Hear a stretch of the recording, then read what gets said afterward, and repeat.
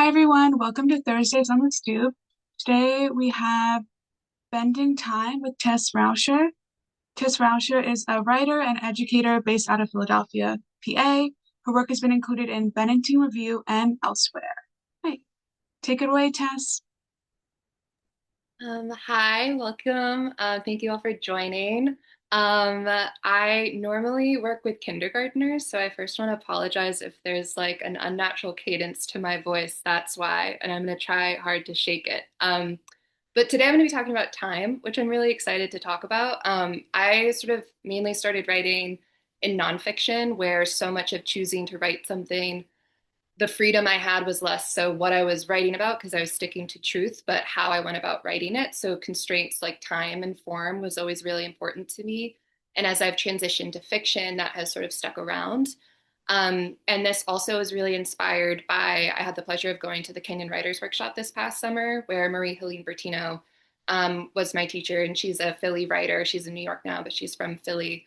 And she gave a talk on time and the way that works in form, and made me think a lot about when we're thinking about form, and then we're also thinking about like the content of what we're writing and how those two things relate to each other. And I thought time was a really interesting way of bridging both like the content and the substance or summary of a story, and also how we think about going about telling it. Um, and how we think about both form and content as we write. So that's hopefully what we're going to be sort of talking about today. Um, through. So, at its core, writing fiction is the practice of manipulating time, speeding forward, slowing down, and leaping from past to present and back again. Time can be thought of as both the container and content of our lives.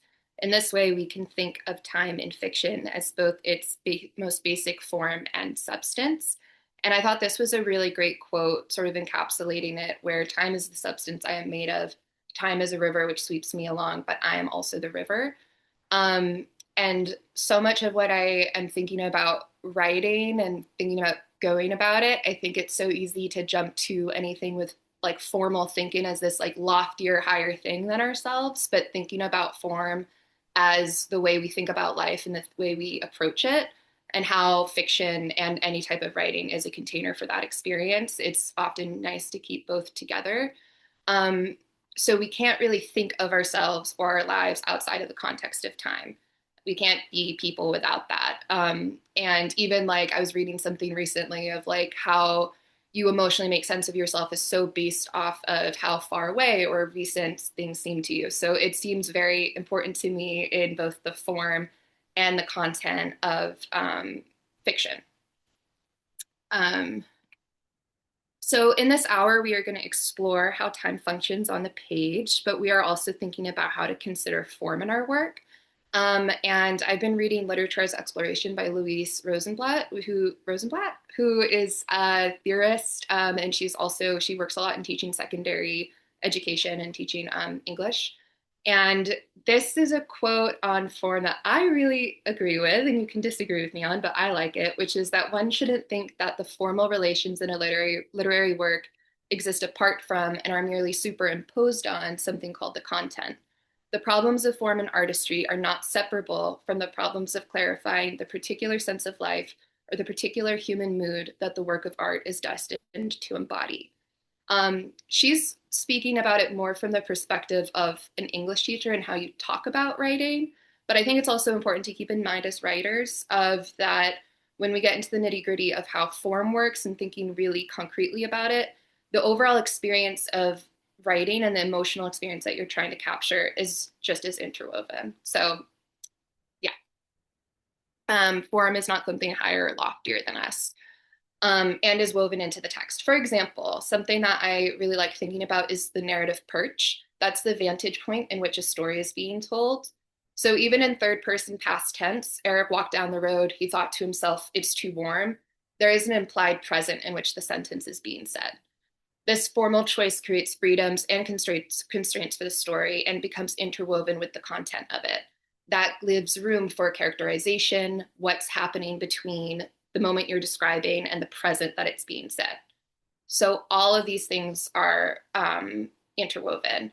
When you have Eric walked down the road, he thought to himself, it's too warm. Whereas that present tense that's currently happening, this is especially true in first person, that is going back and thinking about this. And that gap in being able to think about the events happening provides room for you to explore as a writer. Hey Tess, it looks like people can't see the PowerPoint. Oh Uh, no. so I think you're like a video of you is showing up over the PowerPoint. Is there a way Let you me can see. disable that? Sorry, you all. I was struggling with this so much before everyone showed up. Hold on. Oh, I see. Let me see. Um, Here, I'm gonna just take off my face for now, is what I'll do. Yeah, that's good. Yeah. So another way of thinking about this is time on a sentence level. You have commas that pause, you have periods that ends or attempts to end. Um, Parentheses can put a reader in another room. A really great example of this is Virginia Woolf killed off a character in parentheses while in the middle of another paragraph. Semicolons cut time and place two things simultaneously. And a colon, this is something Marie Helene Bertino, actually, maybe it was one of our other participants in that class. She said makes a little well, which I like loved, and that time goes deeper. And so these are just ways of thinking about grammar conventions that you don't necessarily need to think about what does this literally do, but also what these effectually cause in you and both the you and the reader.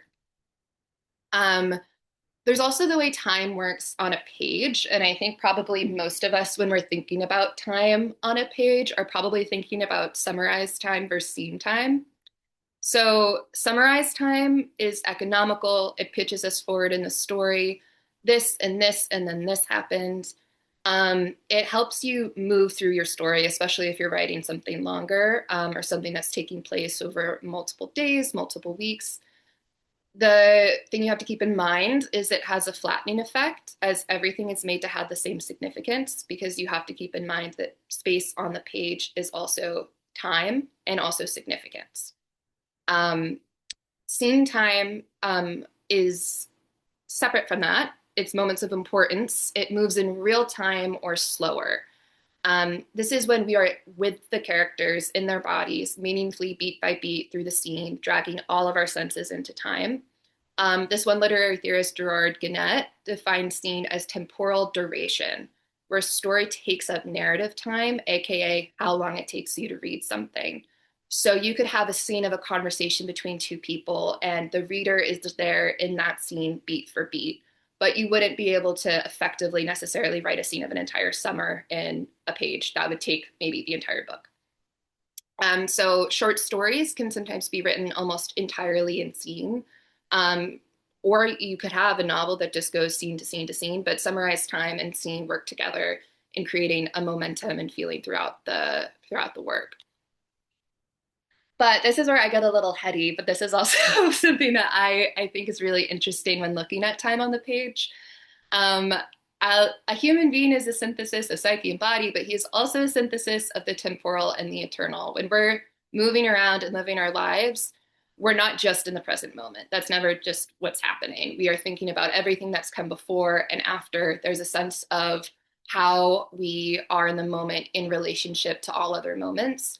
And that is something that also shows up on the page. One way also of thinking about this is when someone's talking about a melody, the importance in a melody is not a single note, but the note in relationship to the other notes before and after it.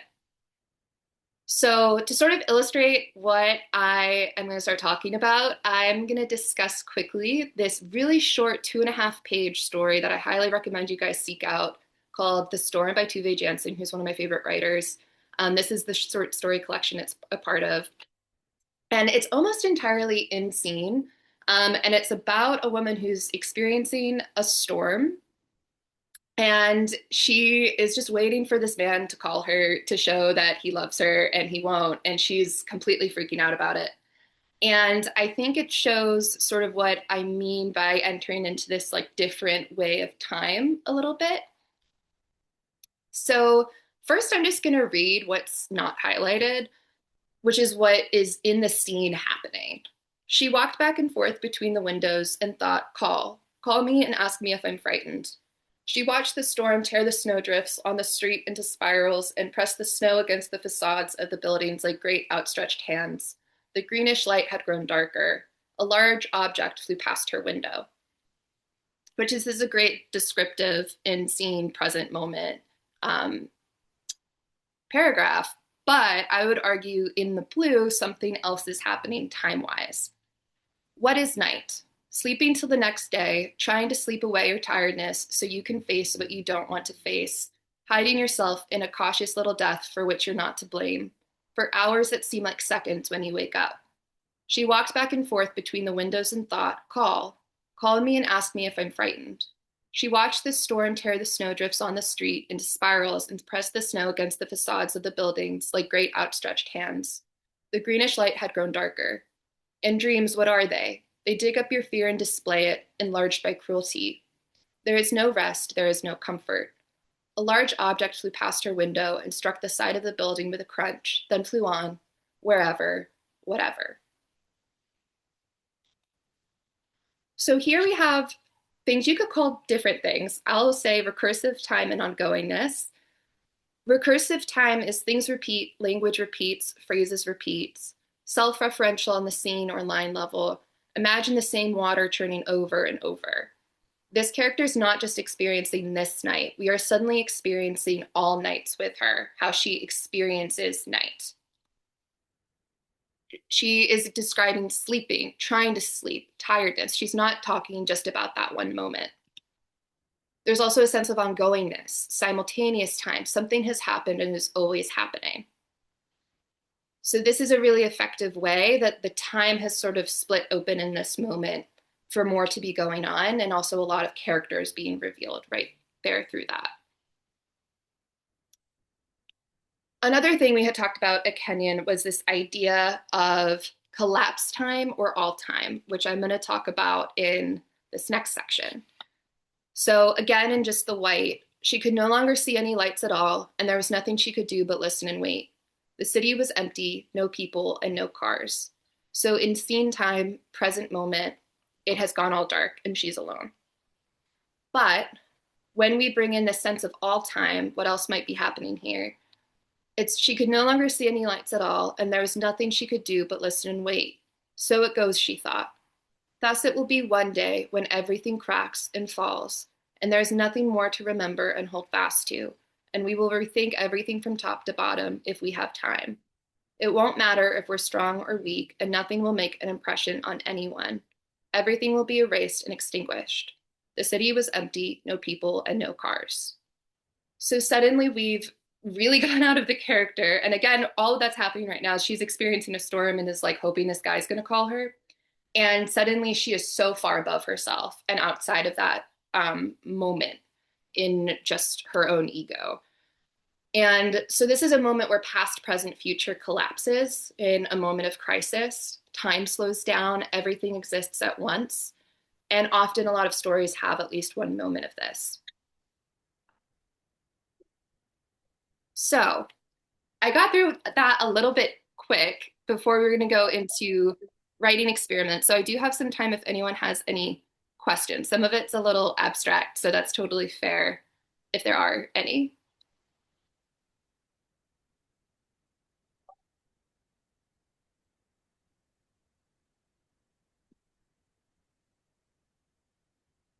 Okay. I'm going to move on to our writing experiments, which this is good. We'll just have more time for this.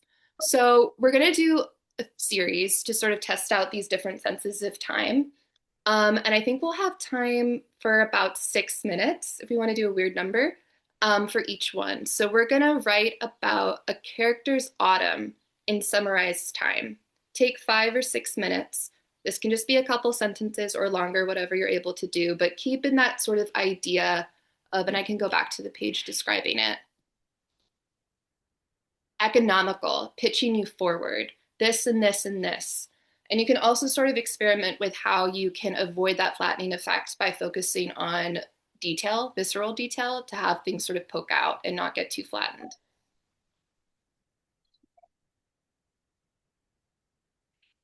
And I'll stop you at around like 4:26.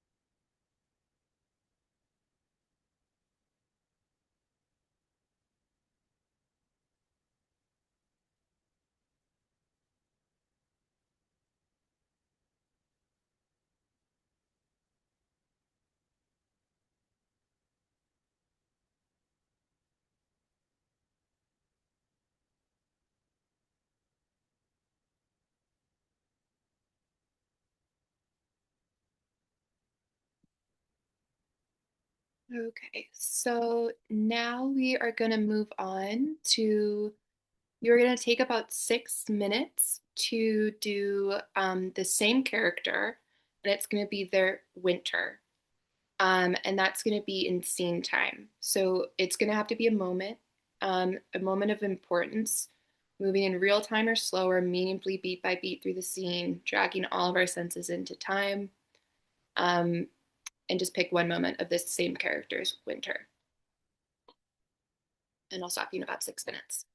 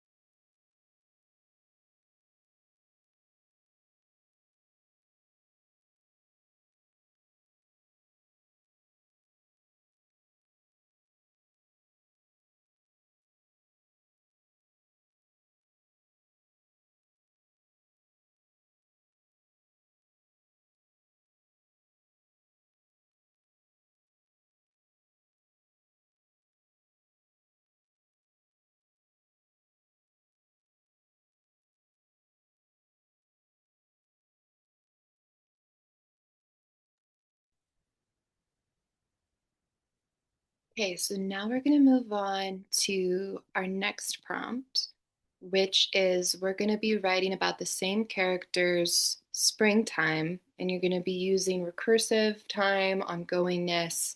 You're going to be thinking about things repeating, language repeating, phrases repeating, self-referential on the scene or line level, the water turning over and over.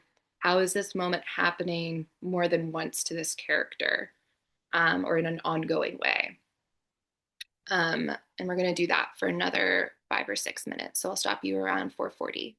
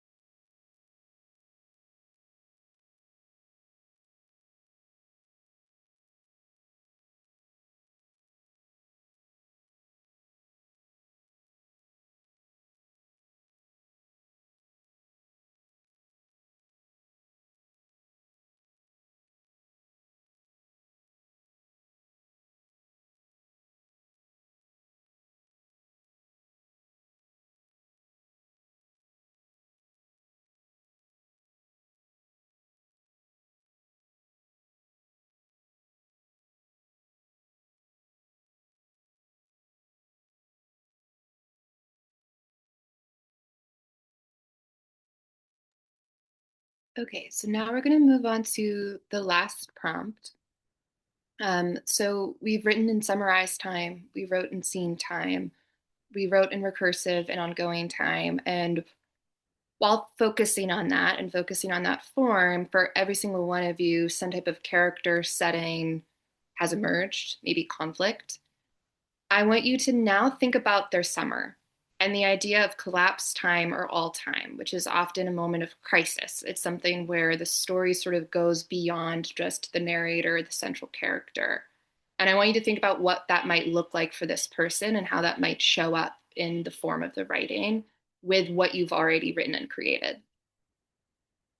And you'll have about 10 minutes to do this.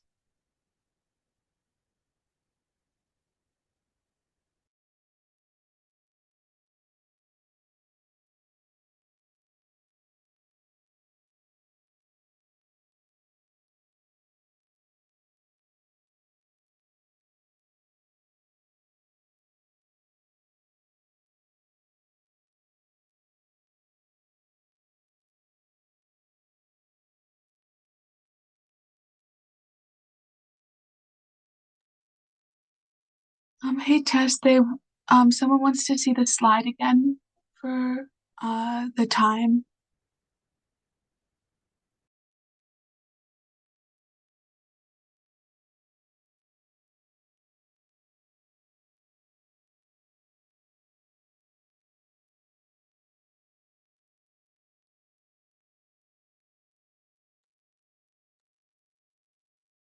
Hey Tess, someone wants to see the slide again for the time. Not working.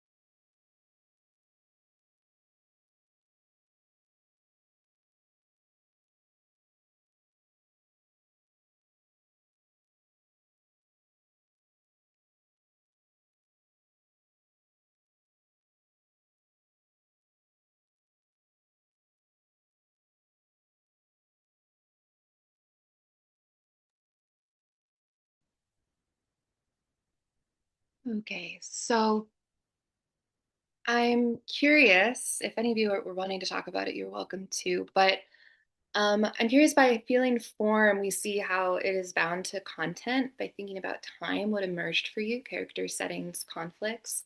I think a lot of formal exercises or thinking about form can almost create this feeling of like, okay, how can I make this part of my story better? How can I make time work better on the page? And I'm hoping if you're looking at what you've just written, you might see that by focusing on time, what I often find for myself, at least, is that it allows my sort of critical mind and self critical mind to really focus in on one small constraint. And it almost allows everything else to just have free reign. And so that's where doing sort of formal exercises and experiments is a time where I feel like I can be the most inventive or come up with the easiest ideas because I'm thinking it doesn't even really matter almost. Um, and I was also hoping with this exercise that this character and watching them move through time, not only are you thinking about the formal use of these different kinds of time, that's going to immediately impact what's happening with that character, and the way that those two sort of play back and forth. So I would really recommend, in general, thinking about form and formal exercises as ways to give your conscious mind something to focus on in order to allow your creative unconscious to do its work away, away, away from scrutiny. But if any of you would be wanting to share anything that you've read, I would love to hear it, as I'm sure others would too, as we have a few minutes.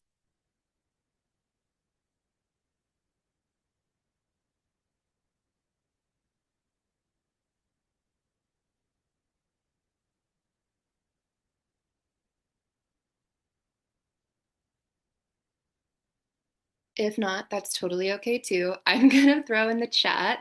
Um, these are some of the stories I recommended. So there's The Storm by Tove Jansson, which we already talked about.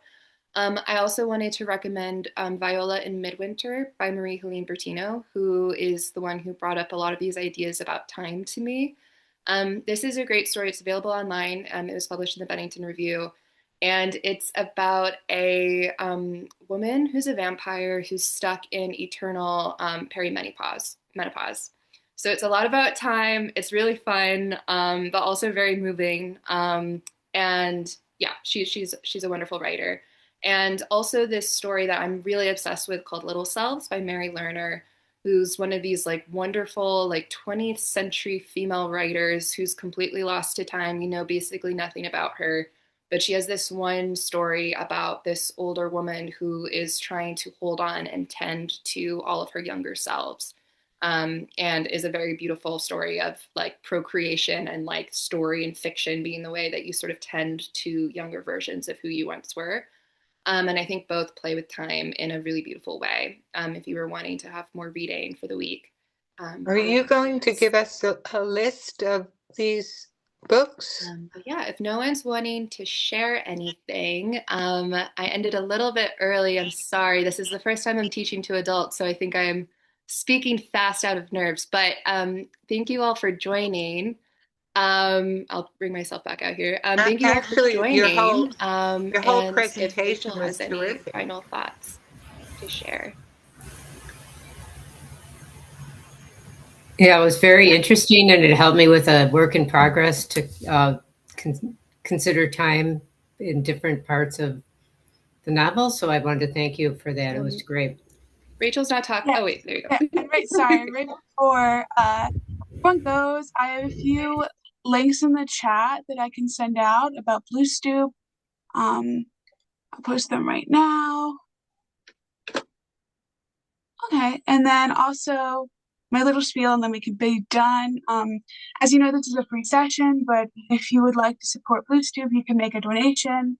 You can also fill out a quick feedback survey, which helps us apply for grants. Also, I know Tess would love feedback. If you would like to attend more events like this one, check out the events page or subscribe to our weekly newsletter. Yeah, and thank you all so much for coming. Sorry if I cut anyone off who wanted to speak, but thank you so much.